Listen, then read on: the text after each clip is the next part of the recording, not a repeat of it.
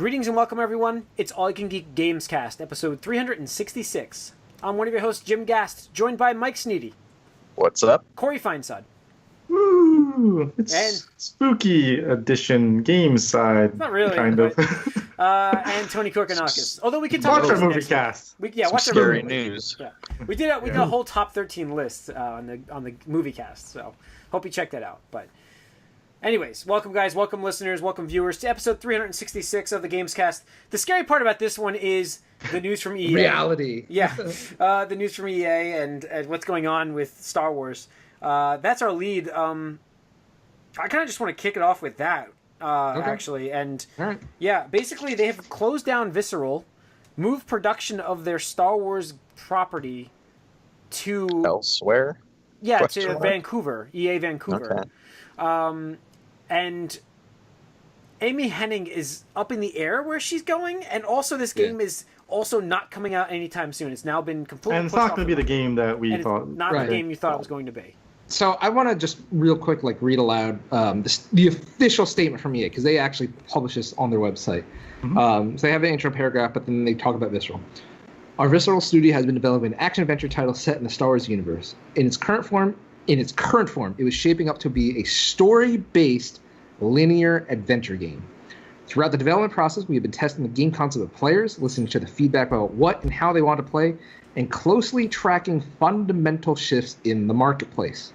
It has become clear that to deliver an experience that players will want to come back to and enjoy for a long time to come, we needed to pivot the design.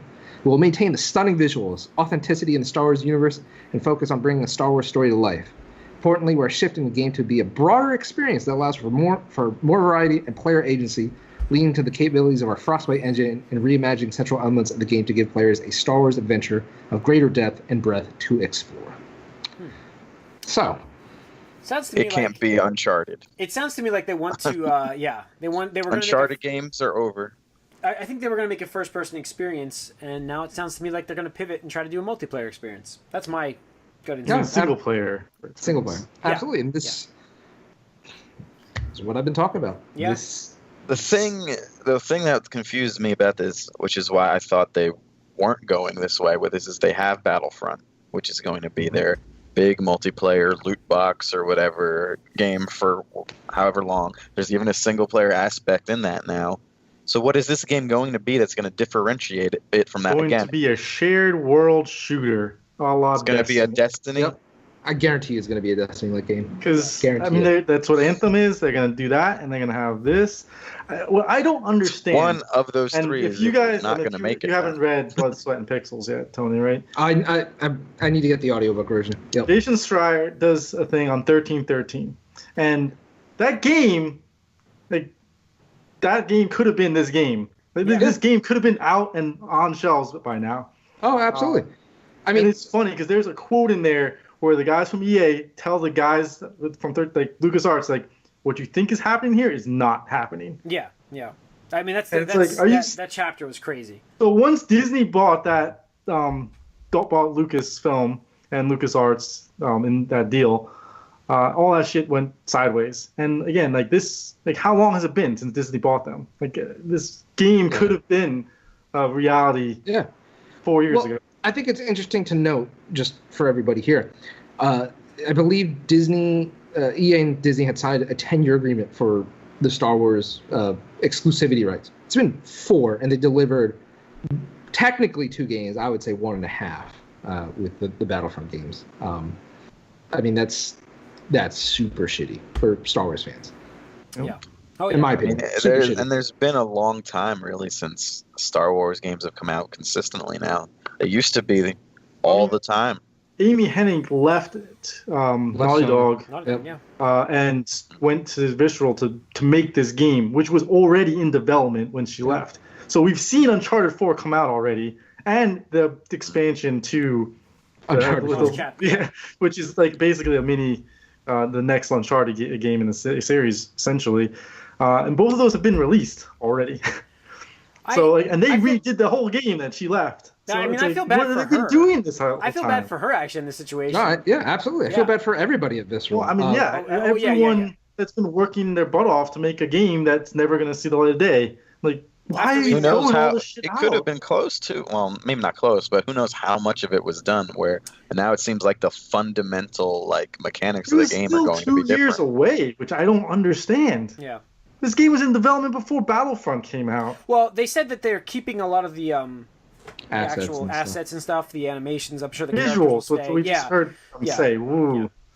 But, So, I mean, that costs a lot of money to build visuals. I get that, but now you're gonna shoehorn it into something else, which is what happened like, with there's the no original room. Destiny. There's no room for another Destiny game. There really isn't. Like, I don't understand. You're gonna get a lot of them. No, I disagree with that statement, Jim. There's I don't think there's plenty of room. room for. No, I'm not saying specifically Destiny, but there is plenty of room for games that use a Here's the thing, Destiny-like model. why would you come out with a competitor? Shared world shooter with Why loot. would you compete with yourself? Because you're the people that are necessarily going to buy Anthem aren't going to be the same people that buy Star Wars. I don't know. You got a sci-fi like kind of setting. I mean, you I are I understand, kind of into it. but let's say you're a diehard Star Wars fan, you're not necessarily going to buy Anthem. Exactly. You're a but diehard you Star might Wars fan, if Star you're Wars gonna was buy- made. But Anthem's coming out first, Jim. Yeah. Or is it coming out at all now? Maybe it'll get canceled. I mean, listen. I am a huge fan of single-player experiences, closed experiences, and I'm very worried for the state of this industry going forward with everything going multiplayer. I told you it wasn't sustainable. Well, Years. I mean, Naughty Dog's doing okay. We'll Yeah. talk about them. Well, later. hold on. They're a little bit different. First party, that's where you're going to find your single player experience because the Right. first party publishers can afford that because they need those exclusive titles to bring people in. They need their Horizons, they need their Uncharted, they need their Marios, they need their Zeldas, like that. Without question. Yeah. Third party publishers cannot afford that. They absolutely cannot afford that. You need to be absolutely perfect in not only how awesome your game is, but like just your marketing needs to be on point. Like just it has to review well. I mean, everything. You Everything can't has sell to go 4 million perfect. copies because your studio will get closed. Right, exactly. Like how terrible is it where a game can sell millions of copies and still be a financial failure? The model We is talked about with Square and Tomb Raider too. Like Yeah, 5 million absolutely. copies was Even Andromeda. Yeah, and then and thank you for transitioning to the next part of the conversation. So we have here an example of EA having a game that they've invested years of development time, years in development and talent, a known studio that has been able to deliver upon their dates, and they cancel a Star Wars game that was mostly through development, known IP. And they just closed the studio and canceled, Because it's not a known IP. It's a totally new thing. It's just using Star Wars as a license. It's a totally known new IP. franchise. How is that not a known IP? But because it's not like, this is But it's it not doesn't matter. in the Battlefront. Is it going to have franchise. Star Wars in the name? That's all that matters. It's not all that matters. Yeah, it does. It's not this. No, it's not. So you can't That's why tell me the people buy difference the license, between. though, Mike. That's why I they buy the understand that, license. but there's a difference between like a series and a franchise of games that uses that, and then something else that's not a totally different type of game. But it's so much safer, though. Like I know it's safer, but it's not like there's been a. This there is not have like been a tons sequel. of Star Wars games. It's not a. It's not. But people don't. part Like, of you're the giving too much franchise. credit to the consumer. Like they don't care. They see Star Wars. Like, buy. That's not the point, though. Because But Tony's point that is the point right now. because Mass Effect, he doesn't think Mass Effect will come back because of this. Because it's not like Star Wars is one If series. Mass Effect It's come a bunch back, of we're gonna get a different shared franchises. shooter with Mass Effect. That's all I'm saying. Yeah. It's happening. Yeah, I mean, the single-player experience from EA might... I don't believe it's coming back. Yeah, I'm just saying this is living proof that Mass Effect, as you guys know, it's dead. It's dead. It's fucking dead. the It's good not news- coming back. I mean, the good news No here... way. The good news here is you can... trends change, times change. It could circle back to having a single-player experience coming back around. So this is not, like, going to be the trend for the next 10 to 20 years. It could change. It's just The right thing now that they interests see... me though is like I would much rather have an Andromeda scenario here. Like this game may be a mess, and I would rather have had it come out. Just put it out. Give me a game that I can play. It's easy to say that it's- now, except if it actually launched and was... Why? Why is that easier to say now? Because Like, it's not coming out. Like, if it actually came out and was disaster... I mean, a lot of people shit on Andromeda. Bad. sure, but it's including still myself. sold extremely well. Way more than who played it. I played it. You played very 20, little. 20 hours? All right. Holy shit, what do I have to play to have an opinion of the game? got to finish it. Oh my god. Well, I mean, Anyways, that can be debated, but I'm just saying, in this scenario, I would rather have had that game come out. yeah. No, absolutely. I totally understand. I can see where you're coming from, and I would agree to an extent. Like, because whatever the difference vision here, they have- though, just to be clear, because I do agree with like the statement that a delayed game will one day be great, where a rush game will always be bad. In this case, we're not getting that game. They already said we're not getting It's that being game. butchered. It's being butchered. They're taking the prime pieces This is and a putting it different scenario. right. It's a completely different scenario, and this is why. Like, if they can't do that, if they can't make a single player experience with Star Wars, with a known studio with known talent like Amy, if they can't turn that into workable People release behind thing, Dead Space. I mean, come on. yeah. If you can't make that into a product, I just see no hope at all for the Mass Effect franchise. Yeah. Especially now. I see where you're coming from, Tony, but on the other hand, it's like they're willing to cancel a Star Wars game. Like they're willing to do anything in my They can book. do anything with Star Wars. You guys That's don't the thing. think. You guys don't Mass think. Effect Now, is wait, an established franchise. That's what I'm talking about. the only chance Video about game this. franchise. The only chance about this is the fact that they're not firing Amy Hennig. They're moving her to another branch. I feel like this with the cancellation or the hiatus of the Mass Effect franchise. I have to feel like they're going to give BioWare something like this now. Maybe give them a chance to do a Star Wars RPG again. I don't think BioWare's touching Star Wars ever again. I don't think it's their call. I don't think they trust them with it. Maybe, but I just feel like this is aligning more for them to do that, to have any chance. If there's going to be any chance of a single player game from BioWare for that matter, it's this would be where it's aligning because they're both kind of in between projects. I'm saying you're not getting those single player I know experiences. you're saying that. If you are getting it though, you're getting a Shadow of War style game where there are going to be loot boxes in it. Yeah. I don't know. I don't. It's possible, but I just what we know of EA right now, I don't even see them looking into single player experiences with loot boxes. Mm-hmm. Like everything about that press statement that I just said aloud, that sounds exactly like, hey, we want to monetize the shit out of this by implementing multiplayer shit, leveraging that. Yep. Like absolutely, not even just like a forced multiplayer component like Mass Effect 3 had. Like straight up, like we want this design to be like you play this with your friends, like Destiny. Yep. So I just don't see them spending the money to do a single player focused experience anymore. First of all, whenever something's announced, I'm just gonna be like, whatever, man, until it actually gets in my hand. Whatever, man. Yeah, no more hype for me. It's gonna be like, good for you, you. But until I actually see it. It doesn't exist. Because I was actually excited for something that you'd be working on in Star Wars that was an Uncharted style game. I was excited to see that, and I don't know where we're getting Uncharted from because Amy Hennig. She had nothing to do with the gameplay. She had this story. Also, the words were linear and story driven. Yeah, which I mean, it does sound so much like something. And why would you not? If you want to do an Uncharted clone, you bring the woman that brought us Uncharted, and that's what they did. No, I understand. I'm just saying, like, Uncharted clone. Yeah. You're going with the developer that made Dead Space, and throw Dead Space out there with a Star Wars sheen on it. That would be great. Like Dead Space 2 was fantastic. I thought that was a great game, and then they ruined it with Dead Space 3 because of the whole freaking monetization of it. Yeah. And I don't know if you saw, somebody came out tweeting about. I think they were ex-Visceral. They said Dead Space 2 wound up selling 4 million copies or something like that. They spent $60 million on just like the budget of the game was $60 million. And that was in 2011 money, which is huge for a video game budget back then. And it was considered a failure. Mm-hmm. So game came out, sold 4 million copies, and was still considered a failure. And that's why we saw Dead Space 3 go in the direction that it did with the monetization shit and why it suffered as a game. Mm-hmm. Yeah, I mean, I think the next step forward for single player experience is something like Shadow of Mordor. Or Shadow of War. Jesus, God. It's so hard to... That's something. Terrible They shouldn't have used Shadow. Goddamn terrible naming.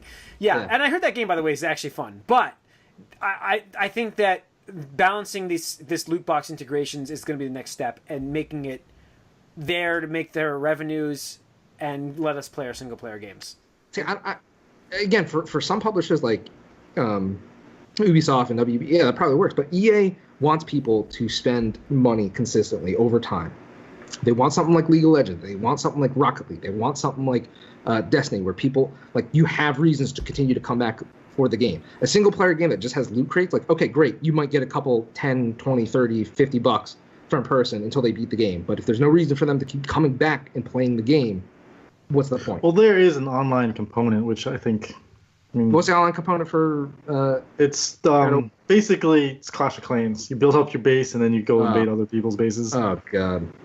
I mean, good for them. It'll probably make a lot of money for them if one in a while. But, I mean, get ready for it. That's the future of AAA gaming. Yay! Nobody's clapping. No. Nobody else wants to clap this future. Welcome this future. That's why we gotta hope that these first-party studios continue to make games that we want to see, like Spider-Man and God of War and Last of Us 2. And Spider-Man is never gonna come. I'm not saying I'm not worried about that now. I'm worried. I'm worried. When was the last time Sony canceled a game? That's true.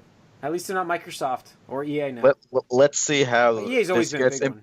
Let's see how this gets implemented into that game. I mean, EA has done this for a long time. I mean, Redwood Studios was another one. I mean, the Command & Conquer series is a huge franchise. The list of grades that EA has done. Yeah, absolutely. There's a reason that it was You're talking about multiplayer the worst company in America for 2 years running. Yeah. And over this is a Bank video of America. game. Yeah. Over Bank of fucking America. Over Comcast, too. Yeah, over Comcast. Like, I dislike EA. In the public, and this is like a public survey thing where like people who don't even play video games understand that EA is a terrible company. Yeah, I mean, and they've turned it around a little bit, and we were giving them a little bit more credit because they haven't turned it around. Yeah, they were, and then now it's just like, nah, you know what? Yeah, at first this Battlefront sounded a lot better, and then that beta with the loot box value was like, oh, wait a minute. Although apparently they're saying it's going to be better still, but we'll see. Apparently they're patching things. Like Shadow of War just got patched for a balance on that. So they're... Again, we talked about this last episode. Tweaks are going to be incoming to make this a little bit more balanced. You got to hope that it works, because this is what we're getting. I don't think we're getting around this anymore. I really think this is going to be... To make up that crazy... You got to figure 4 million copies is a good sell. Like, that's great. If you sell that many games, you should be making money back. But the cost of game development is so high now, you got to come in with alternative revenue. And if it's loot boxes, then if it lets me play a single player game, as long as it doesn't interfere with my game, that's fine. Cosmetics. We go back to it again. Cosmetics. Would you prefer? Give me that horse armor, baby. Yeah. Would you prefer if they didn't have to do this and game just came out at $100? I said that last week. I would be okay with $79.99, but I don't know if that's enough. Maybe it would have to be $100, I think. Even then they wouldn't. Close the doubling. It's not going to be enough. Even they wouldn't. They're still going to want it. They still want that. Now that they've tasted this, there's no going back. No going back. Just going back real quick. Just wanted to touch on Visceral for a moment, because that studio. Again, it still baffles me how you have a studio that's fully capable of making a game, a decent game, and you just don't give them the chance to do it. And here's the thing: I'll go back to Mass Effect again. I'm pretty sure that part of the decision to close Visceral was entirely based off how Mass Effect Andromeda was received and done. I guarantee that Mass Effect Andromeda had done better, Visceral might have had a chance of surviving. At least in this, the game might have transformed still, but the studio itself might have been. You're going back to blaming BioWare for all of it. Oh yeah, absolutely, absolutely, 100%. All right. Do we see Dragon Age? It still lies within. It still lies within EA's hands. I'm not saying EA is not guilty. It's definitely guilty. But BioWare was given. They whatever. have a big graveyard of big studios that they've bought, that they've closed. Yeah. And then, Corey, I think you were going to say one of the top, Dragon Age writers or whoever just left, right? Yeah, Mike Laidlaw. Yeah. Or Mark Laidlaw. I forget which one it is. There's two, Mike and Mark. Although I think it came out on Twitter because a lot of people were using that to jump to conclusions. He's like, whoa, I left purely for personal reasons. You should not be looking or reading into anything about development of Dragon Age or anything like that. So, But that's what he's saying. Who knows? We'll see. Yeah. We have no PR idea. response. Right. Activision, talking about more monetization, uses matchmaking to sell in-game items. Who wrote this one down here? It's not. It's not It's real not yet. real yet, but it's signs of what could be. So Rolling Stone put this article out there, and there's a patent out there for games to prioritize certain matchmaking scenarios where someone with a specific item will get matched with someone without it, so that person without it could see how great it is and would want to buy it themselves. Wow. Also, they would match you into scenarios where that item would be much more useful, so that way the item that you bought became much more valuable because of the fact that you're in a scenario that is going to be much more useful. So that's the patent that's out there right now. And that's just a sign of things to come. That will absolutely be implemented. There's no way. That's the problem I have with this Battlefront news, with the in-game items that actually make people better than you. Like, without skill, their characters start off better than you because it's a pay-to-win formula. And that's the problem I run into this, and that's kind of what this is. It's like matchmaking you up against somebody that's going to destroy you with a better weapon and make you go, I really need that weapon, and going and buying it. Mm-hmm. Or just even if it's not like that, even if it was just aesthetics, it would still just be like, oh look, this person's got like the highest level like gear. Let's match him up with someone who has nothing. So they could be like, ooh, the flames. I can't compete unless I have this shit. Yeah. I mean, that's exactly. I gotta be the best. And the thing that makes this annoying is this is going to make matchmaking either less balanced or just take longer, or both. Yeah. So yeah, it's going to have effect on the majority of different things for the player experience. I mean, some of it does seem like, oh, it's just random, but other times it just makes you question everything now. I wouldn't even play a game that implemented this. I wouldn't even play a game that. And the problem though is like you don't know how many games are going to start implementing this because they're not going to say, they're not going to tell you. No. Yeah. It'll come out though. I mean, that's the best. People will catch on. People will catch on. People will They caught on to the PSX, the PS Plus, the crossover network play, the accidental thing. They caught on that real quick. They'll catch on to this. Trust me. Yeah. It's like, whoa, wait a second. I'm playing with Xbox players. Yeah. The fuck. All right, let's finish up. The last bit of news we have is Naughty Dog's whole. We talked about Harvey Weinstein on the movie cast. If you haven't heard that, go back and listen. It's great episode. We did our 13 movies as well on that, so go ahead and check it out. But this is about Naughty Dog and the allegations going now against them for sexual harassment. Multiple cases. They don't have anything on record for the one person filing that's saying they were sexually harassed. I don't have much of details on names, but Jason Schreier published an article about this too. Okay. Jason Schreier's been all over the place on Twitter, like responding to this stuff. Like he's following through with it pretty well.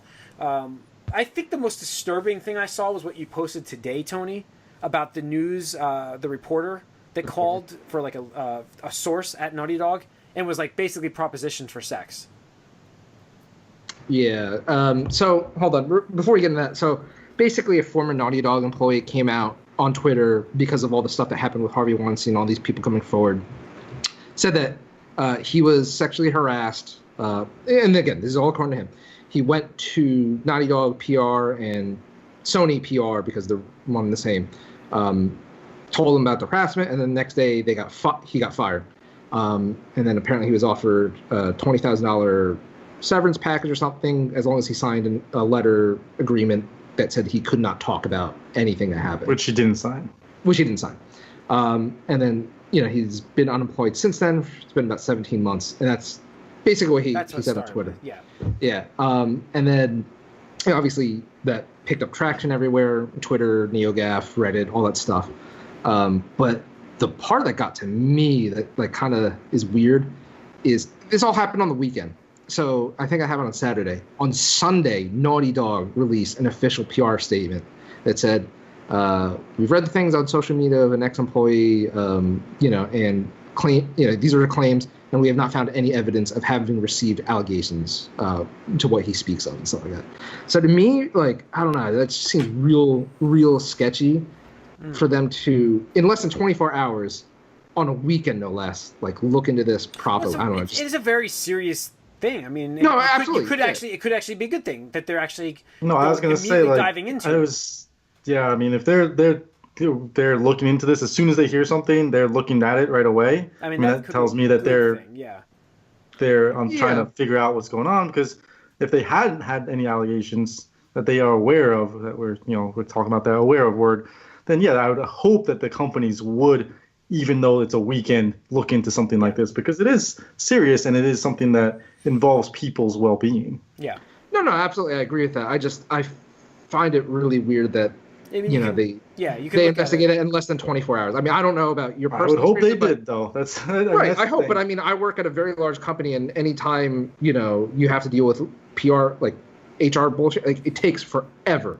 Like it's like, okay, like step one, and then you wait and wait and wait, and then it's step two, and then you wait and wait and wait. When it involves sexual harassment, it's usually almost instantaneous. I mean, you'd hope it would be, Jim. You'd hope. You would hope it would be. Yeah. I think that what they did, Naughty Dog did, was they saw the guy's name, looked it up, reason for termination, whatever's listed there. They were like, all right, that's something that's not that. That's probably it. That's probably all they did. You do hope it is what I'm saying, but like, I mean, just and you hope it goes, and you'd hope there would be an internal investigation, right, as far as what goes on, and that should that's the take process. time. I mean, I'm not gonna name any places, but there was investigations where I was working at that this had been accused of, not me or anything like that. It's just I know that there was a process involved. The people involved were suspended immediately. Investigations were ongoing. It was instantaneous though. As soon as it was reported, they suspended the person accused. Right. How large is it? Took a how week. large is the company? It's small. That's very tiny. Very tiny. So.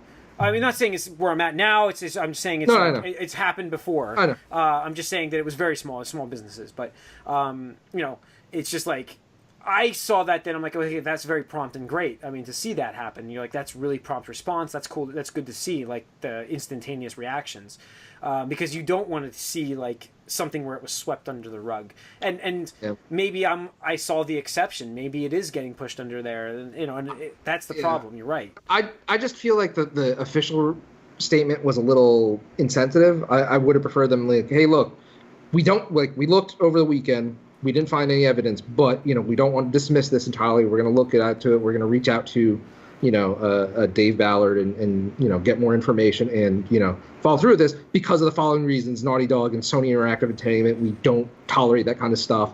Blah blah blah blah blah. Just I felt this was like super super super businessy and kind of disrespectful. But that's my personal take on it. But that was just part of the Naughty Dog's woes, because. Then the reporter came out basically because again, so this hit the news, and then Jason Schreier, sneak press fuck from Kotaku, and I say that lovingly because he's been doing a great that's his job. handle on. He's killing it. I love Jason Schreier. Yeah. But that's his handle on the UGAF or his tag where it says sneak press fuck. Said he would investigate, reach out to some of his contacts, try to get some information. So I think Kotaku released an article about it. But in light of that, somebody shared that article on Twitter. And then this female reporter from, I think, New York City was like, here's what I can chime in. And she basically said how when she introduced herself as a reporter, somebody from Naughty Dog said, oh, are you like a reporter from House of Cards where you fuck all your sources? And it's just like, wow. Yeah. Yeah. So not looking good. Yeah, it's not. that's not a good sign there. So yeah, it's I'm glad this, like we talked about in the movie cast, I'm glad there's people coming forward to finally to get this stuff out there, and because it needs to get cleaned up. If this is occurring like crazy, like what we're hearing, it's unbelievable, really, how prominent it is in the workplace. Yeah, and it's right, and I think Mike touched upon it. It's not just Hollywood. It's just that's where like people see it and it's like, wow. Anytime anyone has power or an advantage or a situation, they're going to take advantage of it. Right, absolutely. And I'm just saying, like, we need to look at this examples of it happens to anyone, but that doesn't mean that we should continue to let it happen. So, and there's been a lot of great movements that have spawned out of this these unfortunate events that have been occurring for decades, if not centuries, if you want to go that far. I just shine a spotlight on these motherfuckers, and let's get shit done. Let's clean these things up and just not tolerate that kind of shit anymore. Not saying Naughty Dog is definitely guilty. I'm just saying, Yep, just all around. Start cleaning. Yeah, just all around. All right. Getting into what we've been up to. Do you guys have stuff to add here? I mean, Tony, what have you been? I know you've been playing Stardew, right? Oh, so much Stardew over the weekend. Oh man, I don't even know how much Stardew I must have played. I'm glad to hear it gets good. I haven't gotten back to it yet, so I'm hoping to get to it soon. It's just one of those things where you're like, all right, like I do this, and then I'm growing some vegetables, and then you're like, well shit, now I got to do this to get even more money, and then you're like, now I got to optimize my day and like plan out my farm and figure out how I want to mine because I need to get copper and iron and gold ore so I can make sprinklers so I don't have to fucking spend half my day watering this shit. So it just like it goes off on like literal like kind of like life simulation, and I hate that almost in a way because you're just like it's like I just got done from work, let me go play games to relax. It's just like where you're just basically doing work. It's like shit. That's what I was saying last week though. Was like that min-maxing, like you really don't want to get caught up in all that. No, I don't even want to get into min-maxing. Just like that's what I mean. Like it's gonna ruin you because you're gonna start like opening up spreadsheets and you're gonna be looking up like wikis and it's gonna be like, all right, now I got this whole like outside of the game that I have to play, and that's where it's like, oh my god, it could turn into a time consuming and like deep rabbit hole. Like you don't want to go down. But that makes you do that because it's a lot of fun. I mean, it's addictive. Because that's the thing is, the game does a wonderful job of like that, like one more day. It's just like because the thing is like some crops take 4 days and some crops might take 8 days, and some like the game does a wonderful job of like events happen on other days, and it just has an awesome simulation aspect where you want to talk to the villagers because you want them to like you so you can get invited around and if you want get married and have kids, open up different areas of the map. So it's really awesome. It's so impressive for being done by I think like one person, like literally one person. Yeah, he worked on it for a long time. A long time. Great chapter that game in that book, by the way. Blood, Sweat, and Pencils. Yep. Another shout out for Jason. Yeah. Other than that, I started Nier Automata. Cool. Automata. Yeah, I already say that. Automata, I think. Yeah. But I was like, because I played so much Stardew, I was like, I just need to kill some things right now. I just need to like just go and destroy things. So why not just destroy a bunch of robots? That game is really fun though. It definitely has the A team from Platinum Games working on it because you can just tell right away like everything's just smooth and buttery and fast and polished. Story is so weird. Like Jim, how far did you get in this game? I forget. Just that first chapter.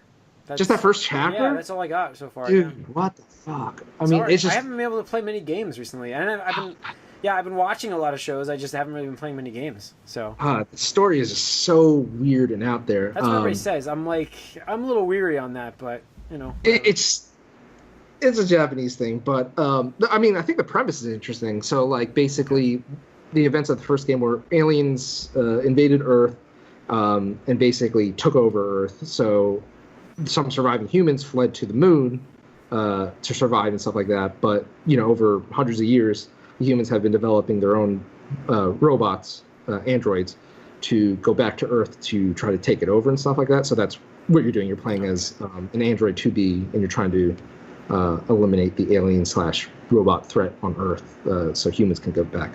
But it's so weird. I mean, you see some shit, and it's kind of like, you're like, what the fuck is going on? Not to be spoiled or anything like that, but like, the first chapter, you're any robot you see is just, I'm just gonna kill that thing.